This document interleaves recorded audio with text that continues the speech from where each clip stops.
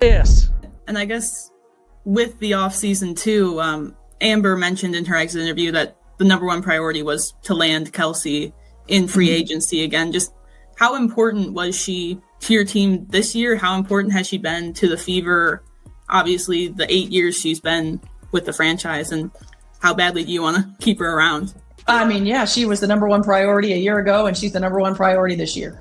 Okay, so Stephanie White just said the quiet part out loud. The number one priority is Kelsey Mitchell, not the generational talent who broke every rookie record, not the player who sold out arenas across the country. Kelsey Mitchell. And look, before the pitchforks come out, Kelsey's an incredible player. 8-year veteran, absolute bucket getter, deserves every penny she's about to make. But here's what nobody's talking about. There's a massive difference between keeping a star player and building your entire franchise around them. One makes you competitive, the other determines whether you're a championship contender or a first-round exit. What blew my mind when I heard this wasn't just what Stephanie said, it was how confidently she said it. Like there wasn't even a debate happening behind closed doors, like the decision was already made before Caitlyn's ankle ever touched the ground. I have not lost sight of the fact that when Caitlin Clark got injured, Stephanie White called it a, quote, blessing in disguise. I've also said that I believe if you gave Stephanie White truth serum, she would actually tell you she believes this team was better without Caitlin Clark. I believe that.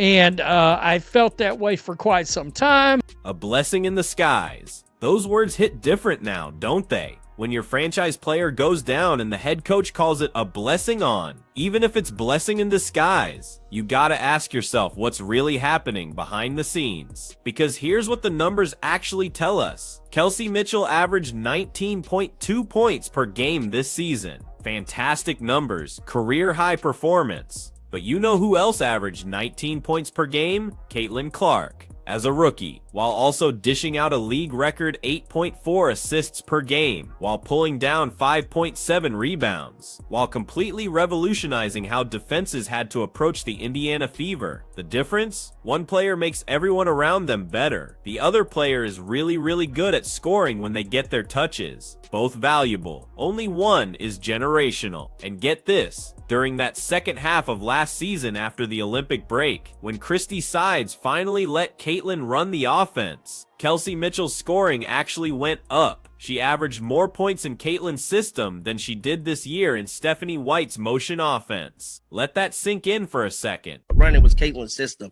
Now this year, you know, the second half of the season, it was the whatever system, motion offense system. But that system did not work very well for Kelsey. Now, Kelsey balled out, but she's going to ball out regardless. You know what I'm saying? And she's kind of a phenomenal player. But, guys, let's dive into this interview. Want to react to some of it. Shout out to the Indie Star. If you guys have not synced it, it's their channel down there. I got to give them credit because I'm finna play some of their stuff. I find this to be by far a scripted interview, but we gonna listen to how carefully she's choosing her words here. Continue to build around her, not build around both stars, not build around the big three, around her, singular. This is classic organizational messaging, and if you've ever worked in corporate America, you know exactly what this sounds like. It's the meeting before the meeting. It's the decision that's already been made, just waiting for the press release. It's management telling you which direction the wind is blowing before the storm hits. What's fascinating is the justification. She's been through the worst of the worst. 8 years of losing seasons, roster turnover, organizational chaos. And yeah, that loyalty deserves respect. But you know what changes losing franchises into winning ones? Generational talent, not loyalty programs. The Golden State Warriors didn't become a dynasty by building around their longest tenured player. They built around Steph Curry. The Cleveland Cavaliers didn't win a championship by rewarding tenure. They built around LeBron James. Championship organizations build around transcendent talent, period. It's not Caitlin Clark. Newsflash, it is in fact going to be it's going to be Kelsey Mitchell. It is Kelsey Mitchell. And realistically, if we're being completely honest here, Kelsey Mitchell had a fantastic season, but you can only get so far with Kelsey Mitchell as your first option. You can beat a iffy Atlanta Dream Team. You can run a very weak Aces team. Now here's where it gets really interesting. This isn't just one person's opinion anymore. Multiple analysts, former players, and basketball minds are all seeing the same pattern. When that many people independently arrive at the same conclusion, you're not dealing with conspiracy theories. You're dealing with observable reality. There is a ceiling with Kelsey Mitchell as your main option. That's not disrespect. That's basketball analysis. You can beat the Atlanta Dream with Kelsey as your first option. You can squeeze past a weakened Aces team that barely made it out of the first round. But when you run into the Connecticut Sun, when you face a fully healthy New York Liberty, that ceiling becomes very, very obvious. And here's what should terrify Indiana Fever fans. Stephanie White knows this. She's been coaching basketball for decades. She understands offensive systems, player archetypes, championship construction. She knows that Kelsey Mitchell as a first option has limitations, which means the decision to build around her anyway isn't about basketball strategy. It's about something else entirely. Waiting on it. I'm here to tell you guys, I am very disappointed. You know, just being a journalist and being somebody that work in the media space, the questions they ask is by far not good enough for me. I am sorry. I mean, you got Stephanie White right there. Ask these hardcore questions. What was really wrong with Caitlin Clark? The reason why she did not come back from that ankle injury. We never seen her in a boot. A groin injury is pretty much pulled muscle. Ask those tough questions.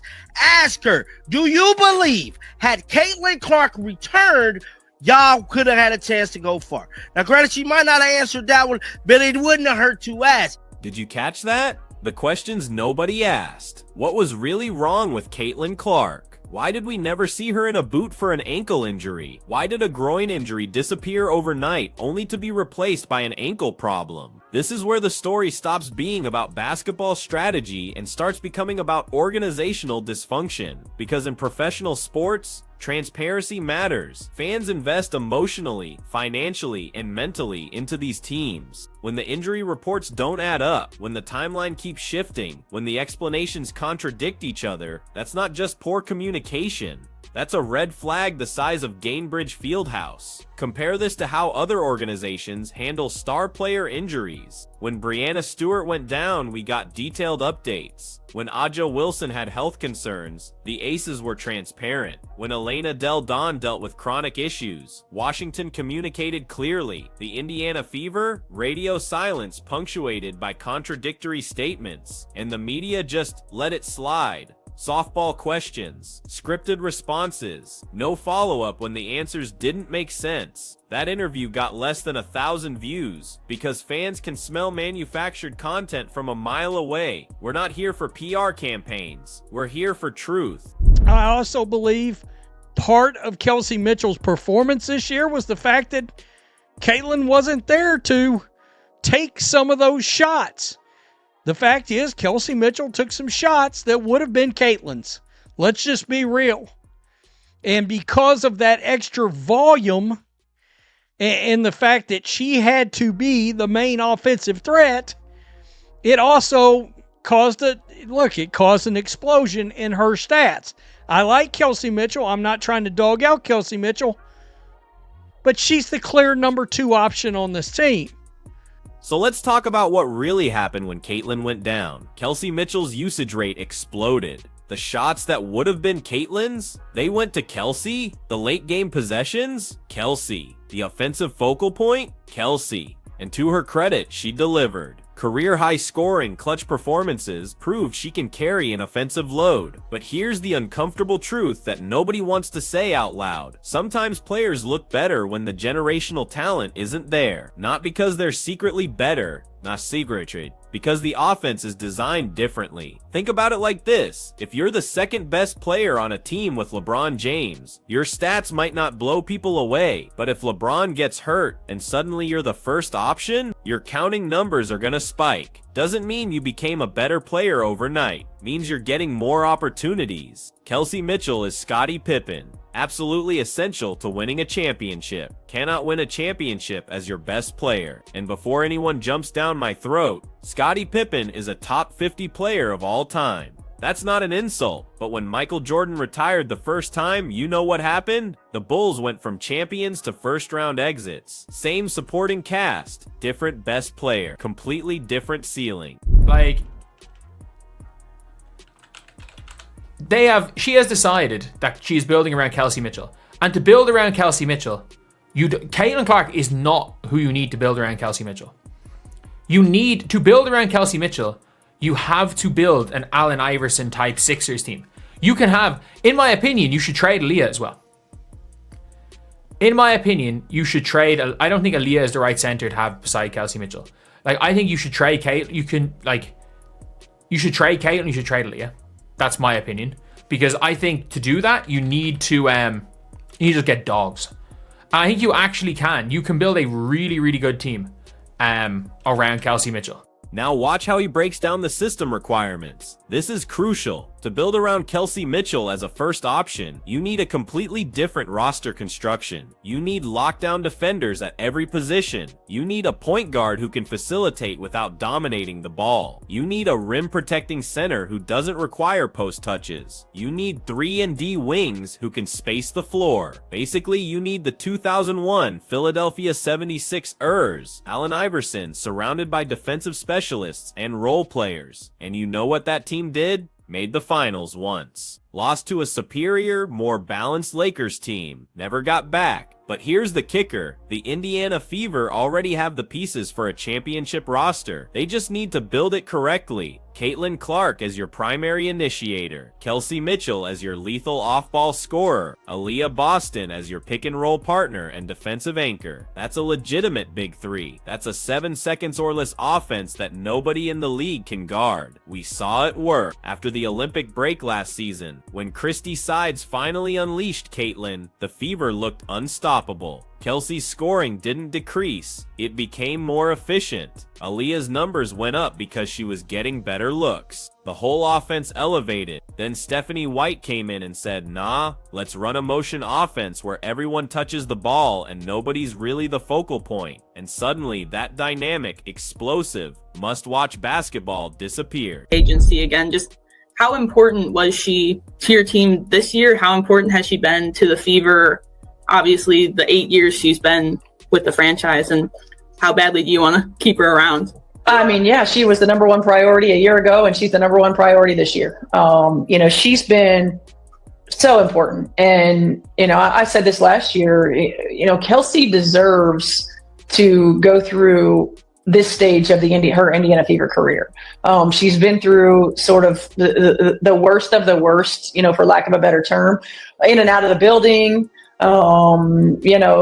Kelsey Mitchell is the number one priority, not Caitlin Clark. Not the player who just had one of the most impressive rookie seasons in WNBA history. The 8-year veteran who, for 6 of those 8 years, couldn't get her team to the playoffs. And look, I need you to understand something. This isn't about Kelsey Mitchell not being good enough. This is about organizational philosophy. This is about what you prioritize when you're building a championship contender. Do you prioritize loyalty and tenure, or do you prioritize transcendent talent? Do you build around the player who's been there the longest? Or do you build around the player who has the highest ceiling? Do you reward past service? Or do you maximize future potential? The greatest organizations in sports history, the Patriots with Brady, the Warriors with Curry, the Lakers with Magic and Kobe, the Bulls with Jordan, they all made the same choice. They built around generational talent. They surrounded that talent with great complementary pieces. They didn't confuse loyalty with strategy. And here's what makes this situation even more complicated. Kelsey Mitchell is a free agent. She has leverage. She can demand max money and threaten to walk if she doesn't get it. Meanwhile, Caitlin Clark is under contract for 2 more years. She has no leverage. She can't demand anything. So from a pure negotiation standpoint, Stephanie White saying Kelsey's the priority makes sense. You gotta keep your free agent happy. But from a basketball standpoint, from a championship building standpoint,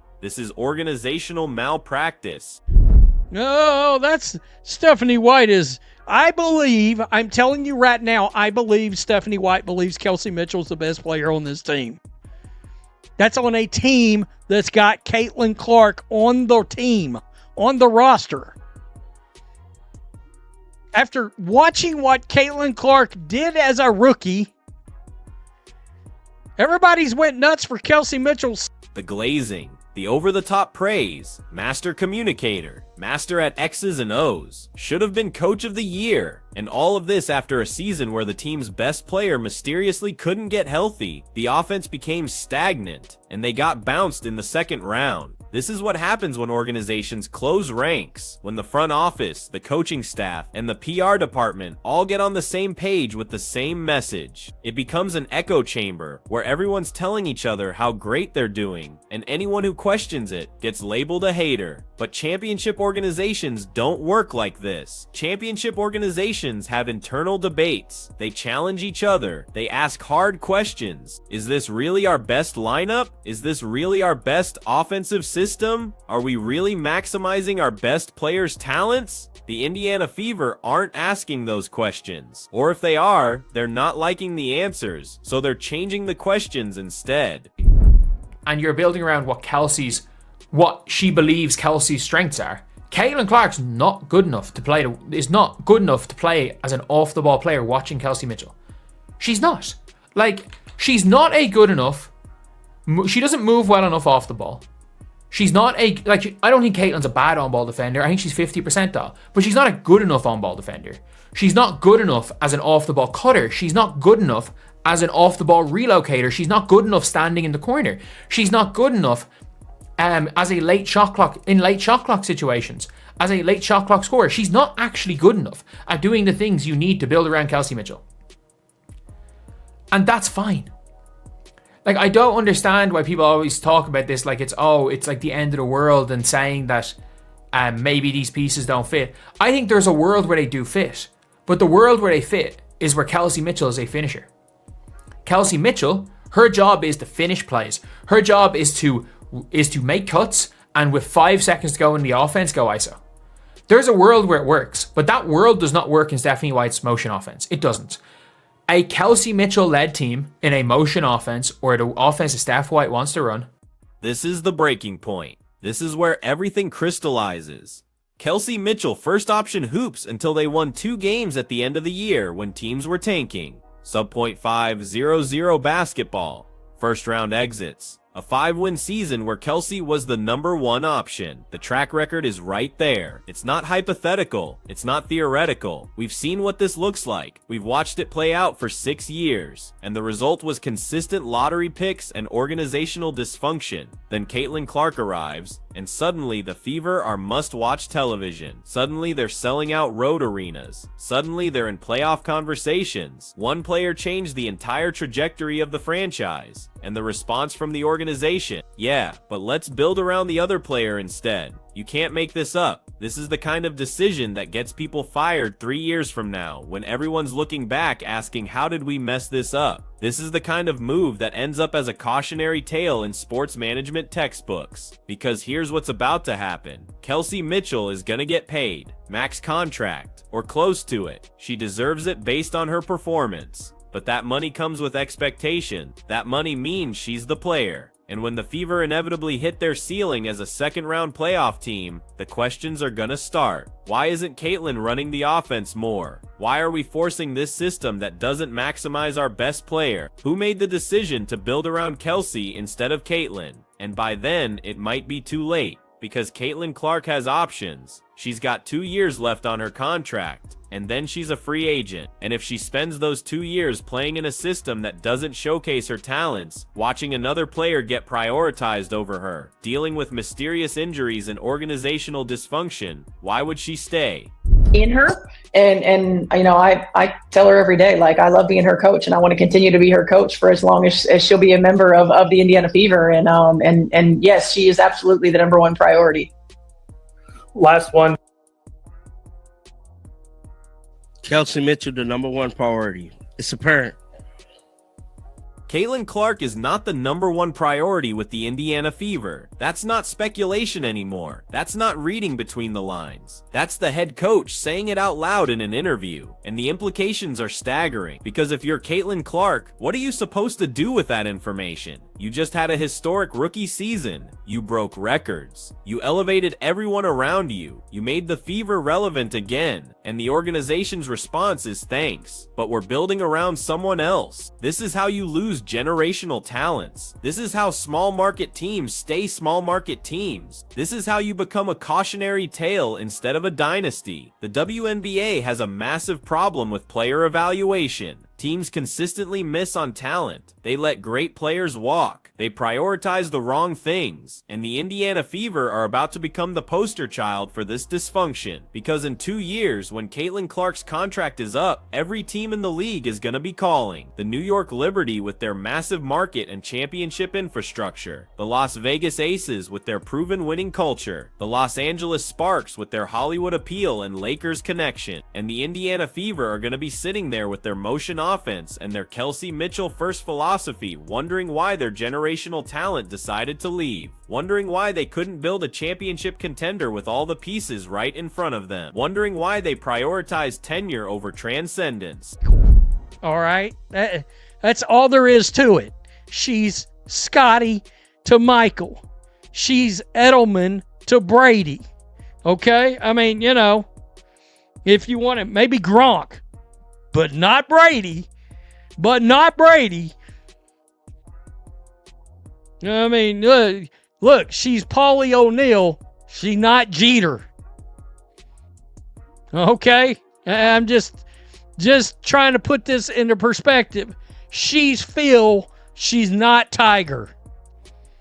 Tell me what you... She's not Tiger. She's Phil. She's not Brady. She's Edelman. She's not Michael. She's Scotty. These aren't insults. These are accurate assessments of player archetypes and championship construction. And the tragedy is that this could all work. Kelsey Mitchell.